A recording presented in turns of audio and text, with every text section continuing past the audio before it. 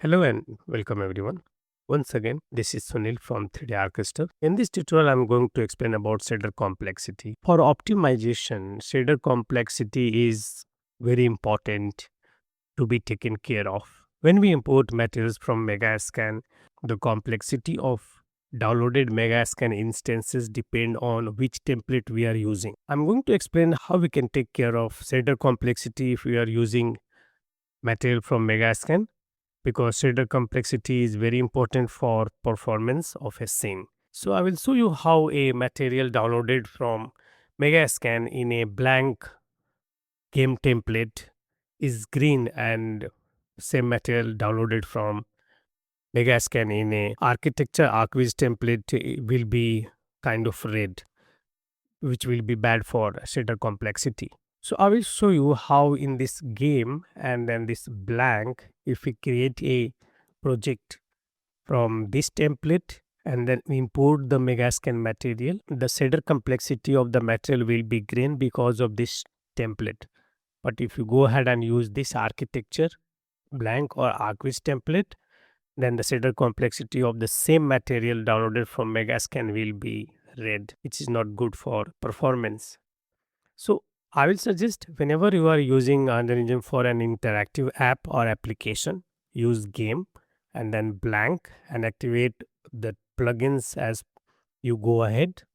And whenever you are using Unreal Engine for high quality cinematics and you only need cinematic of your project to be rendered, then go for architecture and then blank or ArcViz project. Because if you are using this template and if you are downloading any material from Megascan, then its shader complexity will be red. But if you are using this template and using this blank, then your shader complexity downloaded from Megascan will be green. And shader complexity is very important for performance. So if you are working on a 2 BHK, 3 BHK small project, you can go ahead and live with red shader complexity. It's not going to be big of a problem to you. But if you're going to make a large project, which eventually you might need to make a large project later on, so it's better you understand this from today and then use it according to your requirement.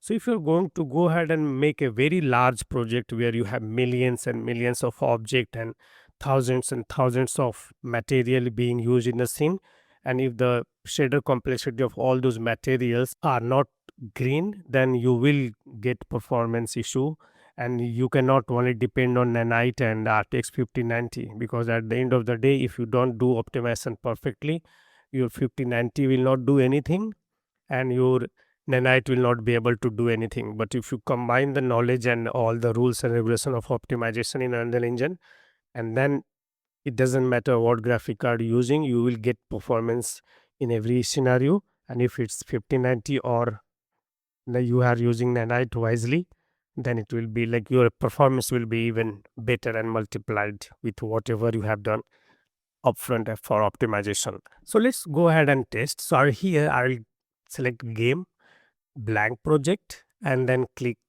create. So as you can see, we have a new project open with the help of blank template. I will straight away go ahead and create a cube, then press F to zoom in and see here I'm getting this. If I go to shader complexity like this one, and this the shortcut is Alt 8. So from the next time I will be pressing Alt 8. So here you see it's absolutely green, which is perfect for the performance. And if I go to bridge and then I will log in. So if you haven't logged in, you have to log in into the bridge and then you have to go to surfaces. And for an example, if I take asphalt and then I will click on medium for now and then I will click medium means 2K and then I will click download and then I will click on this content browser to make it current so that if I click on bridge add then it will be automatically selected here in this content browser instead of this. I will click once here and then go ahead and click on this add and then material will be added and then I will be able to see from here. So if I go ahead and then apply this material, you see it's still green, right? So pay attention here. that the material is green, and then if I change to lit, I have the material and the shader complexity is green. Okay, and I'm using this material. So even if I use this material, like click on this and then I use this, it's still green.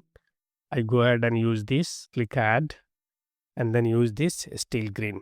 Because if remember, we are using this template, game and black. And yeah, everything in related to ray tracing is already activated. So if you go ahead and use this for creating anything you want, then it is going to be perfect for you with all the optimized material.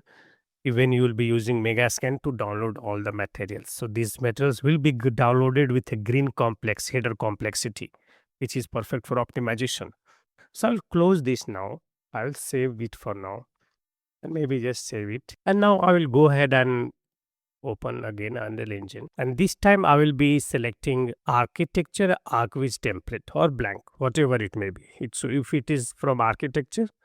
So if I will go here in new and then click architecture and then ArcViz or blank, let's say ArcViz.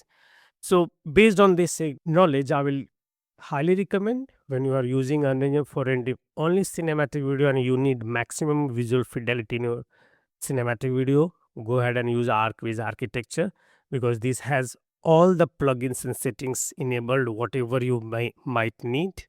And then when you are making an interactive application where you need to explore the project in real time, then go and shader compression needs to be controlled in any cost for the performance, because you have to experience it in real time.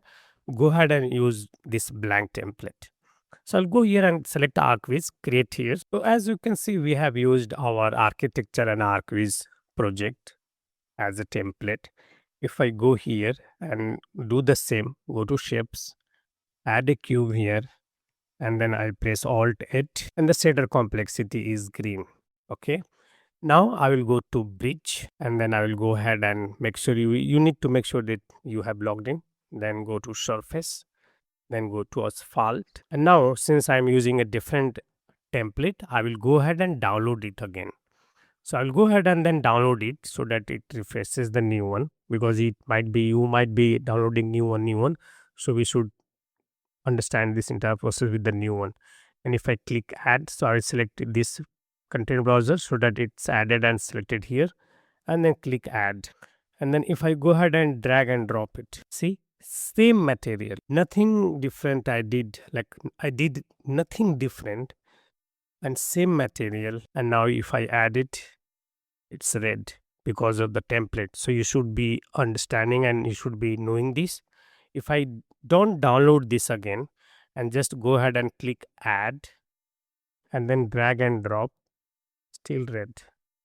Then again here, if you download it or not, I will just go ahead and add it again and drag and drop and red. So you can see having every material in the scene as red going to be very bad for the performance in your scene. And don't rely only on Nanite or a high-end PC. The optimization has to be done on every aspect of the project, and shader complexity is also one of the most important aspect to take care of about this material complexity, so that you can get more performance and Nanite can help you more and a good graphic card can help you more.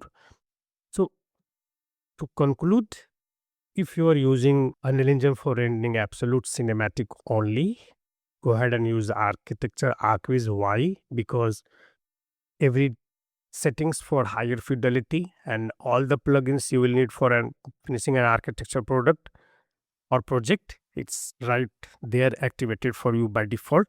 But if you want the project to be very optimized and it has to run in real time and interactive experiences, and you have to do all sorts of switching on, switching off objects and material or changing in real time, then go ahead and use this template, which is called games and blanks. And as you need few features or plugins or settings, go ahead and keep them on, activating it and making them on, which is better. And if you just want cinematic, go ahead and use this.